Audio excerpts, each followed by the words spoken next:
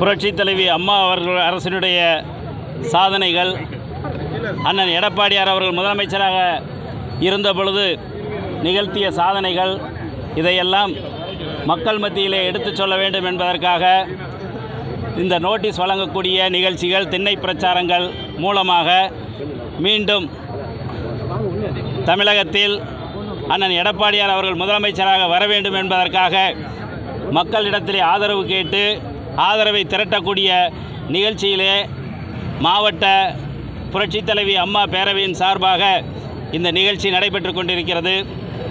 இன்றைக்கு தொடங்கக்கூடிய இந்த நிகழ்ச்சி வரக்கூடிய 2026 சட்டமன்ற தேர்தலில் தமிழகத்திலே மீண்டும் அண்ணன் எடப்பாடியார் அவர்கள் முதலமைச்சராக வருகின்ற வரை அனைத்து இந்திய அண்ணா திராவிட முன்னேற்றக் கழகத்தில் இருக்கக்கூடிய அம்மா பேரவை மற்ற அணிகளினுடைய சார்பாகவும் கழக நிர்வாகிகள், கழக தொண்டர்கள் அத்துணை பேரும் களப்பணியை ஆற்றி வரக்கூடிய சட்டமன்ற தேர்தலில் மீண்டும் புரட்சித் தலைவி அம்மாவினுடைய ஆட்சியை அண்ணன் எடப்பாடியார் அவர்களை முதலமைச்சராக ஆக்கி இது போன்ற நிகழ்ச்சிகள் மூலமாக மக்களுடைய ஆதரவை பெற்று தமிழகத்தினுடைய முதலமைச்சராக மீண்டும் அண்ணன் எடப்பாடியார் அவர்கள் வருவார்கள் என்று இந்த நிகழ்ச்சிகள் மூலமாக இனி இந்த ஒரு வருட காலமும் தொடரும் என்பதை தெரிவித்துக் கொள்கின்றேன்.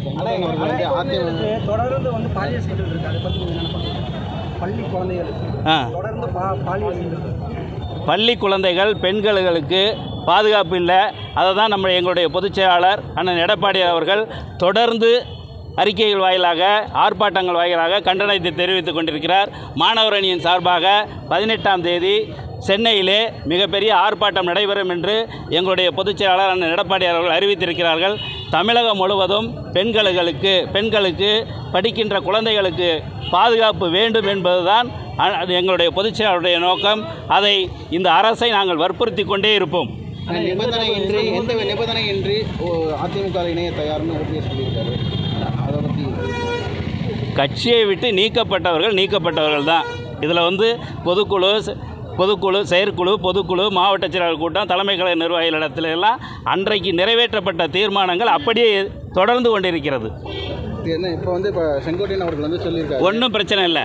அண்ணன் எடப்பாடியார் அவர்களை பொதுச் செயலாளராக தேர்ந்தெடுக்கப்பட்டதற்கு பிறகு மீண்டும் புரட்சித் தலைவி அம்மாவினுடைய ஆட்சியை அண்ணன் எடப்பாடியாருடைய தலைமையிலே அமைப்பதற்கு தலைமை கழகத்தினுடைய நிர்வாகிகள், மாவட்ட கழகத்தினுடைய செயலாளர்கள், கழகத்தில் பல்வேறு பொறுப்புகளில் இருக்கக்கூடிய நிர்வாகிகள் அத்துணை பேரும் ஒருங்கிணைந்து மீண்டும் அண்ணன் எடப்பாடியார் அவர்களை முதலமைச்சராக்குவதற்காக பாடுபட்டு கொண்டிருக்கிறார்கள். இதில் எந்த கருத்து வேறுபாடும் இல்லை.